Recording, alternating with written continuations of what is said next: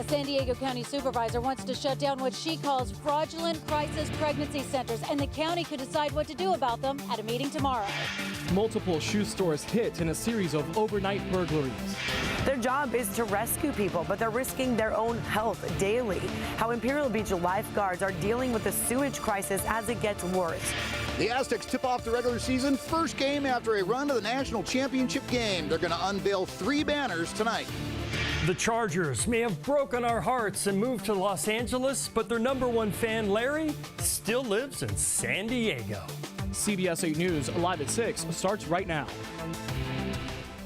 A San Diego County supervisor wants crisis pregnancy centers in San Diego investigated. She says they're fraudulent and need to be shut down. Good evening and thank you for joining us. I'm Carlo Cicchetto. And I'm Jesse Pagan in for Marcella Lee. The County Board of Supervisors will consider taking action at its meeting tomorrow morning. CBS 8's Anna Laurel is live at the County Administration Building tonight after being at the Supervisors News Conference today. Anna?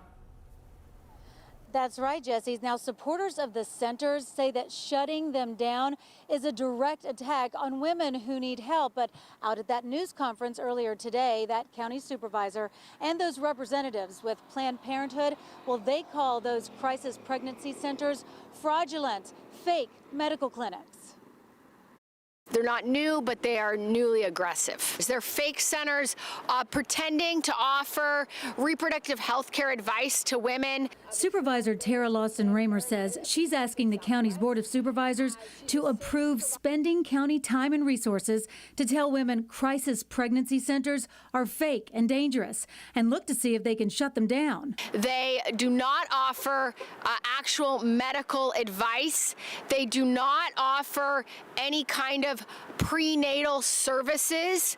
They instead essentially try to prevent women from exercising the right to seek health services and to seek an abortion. In a statement from Carolyn Kuhl with the Hope Clinic for Women in Fallbrook, she says last year the clinic provided over 3,380 free services to women, including pregnancy tests, maternity and infant resources, ultrasounds, parenting classes, and mentoring. They do not, nor do any crisis pregnancy centers, offer abortions. She goes on to say it's a travesty that they are directly targeting centers whose mission is to aid women at no cost solely because they are pro-abortion and we are not. The chief medical officer for Planned Parenthood was also at today's news conference. She says pregnancy centers are run by anti-abortion volunteers who are not trained professionals, and they pop up in Google searches when women are looking for pregnancy help. Advertise free pregnancy tests and pregnancy or abortion counseling. They're often listed online as pregnancy resource or help centers, women's resource centers, or abortion alternatives. But we know we have at least 16 operating here in San Diego County. I asked the supervisor specifics about the 16 crisis pregnancy centers. She said she won't name them unless the county's legal department investigates, and if they're operating fraudulently, she wants the county to sue if they have to shut them down. There's not a lot of good data on what's going on with these centers, and so that's one of the big reasons that we need to educate people. In her statement, Kuhl with the Hope Clinic for Women says the board's misinformed and misguided efforts to shut places like pregnancy centers down is a direct attack on women in need of assistance. Now, the supervisors' meeting is tomorrow morning at 9 a.m. right here behind me in the building, the County Administration Building. You can submit a comment online. There are about 600 of them right now. If you can't make it to the meeting tomorrow, we'll put a link to that on our website at cbs8.com. Jesse? Now, Anna, these crisis pregnancy centers in the state have gone to court before about not advising pregnant women about abortions, and they won those cases. What have you found out about that? That's right. Back in 2018, the United States Supreme Court handed down a decision on this lawsuit that originated right here in California with those crisis pregnancy centers. And the Supreme Court said that those centers could not be forced to tell patients about abortions or how to get them. Definitely a topic getting a lot of political attention. Anna Laurel reporting for us. Thanks, Anna. Smash and grab burglars targeted 3 shoe stores overnight, getting away with tens of thousands of dollars worth of merchandise. As CBS 8's David Goffredson reports, 2 of the stores were located in shopping malls. The third was a mom and pop shop in Hillcrest. As you can see, they put a little hole right here, hopped in. I guess they said it was 4 or 5 guys and just tossed the clothes outside, you know. This was the scene overnight at Firekick's shoe store in Hillcrest. Burglars smashed through a front wall and made off with about $20,000 worth of merchandise, according to the owner, who asked not to be identified. We're in Hillcrest. We thought it'd be safe. There's police 24 hours around here, you know. So it just makes us a little uneasy with this happening. The owner thinks his burglar alarm scared the thieves away. He says they were in and out in less than 10 minutes, and they missed the really high-end tennis shoes in the store that sell for $1,500 a pair. Around 2 in the morning, burglars also hit the Kickstock shoe store in the Westfield Mission Valley Mall. They broke through a window to get inside. San Diego police said, quote, a significant amount of merchandise was stolen, but no dollar amount was given.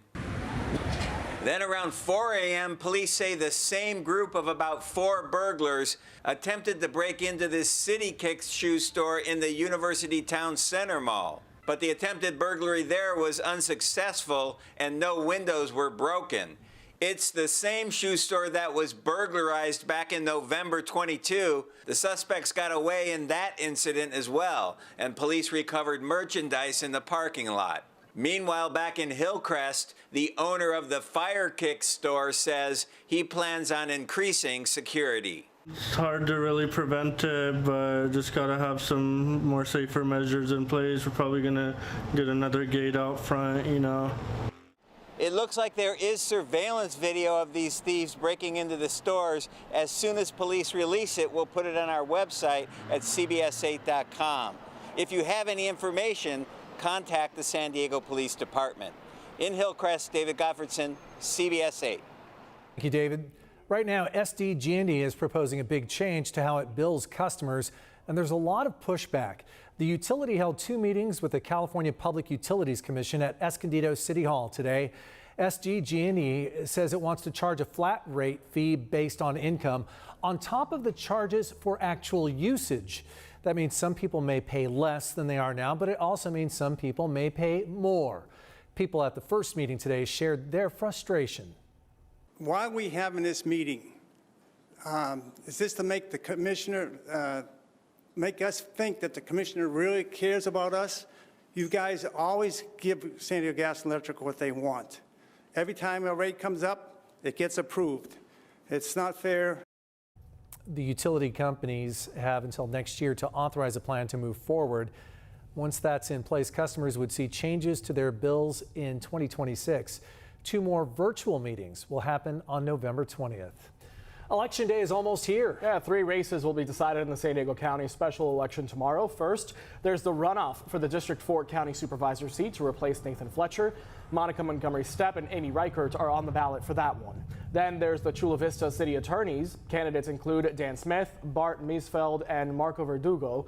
Finally, voters in the Fallbrook Public Utility District and Rainbow Municipal Water District will decide whether to stay in the County Water Authority or switch to the Eastern Municipal Water District. Tonight, the Aztecs are celebrating their March Madness run from last year. They didn't win it all, but just making it to the finals is an accomplishment well worth celebrating. CBS 8's John Howard joins us live to show us how the Aztecs are memorializing their historic team run. John. Yeah, absolutely, Carlo and Jesse. It's about an hour and a half away from tip-off for the season opener, but the big deal is the pregame ceremonies.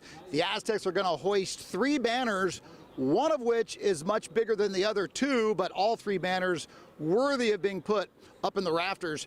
Hard to believe it's been 7 months already since Lamont Butler hit, but it's probably the greatest shot in the history of San Diego State basketball.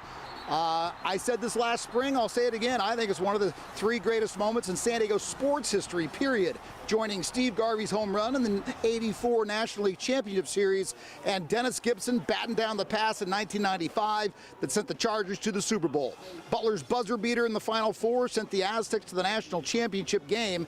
Tonight, State's going to hang a banner for their success in the Final Four, as well as banners for winning the Mountain West Conference regular season and for winning the conference tournament last year. It will be a great celebration.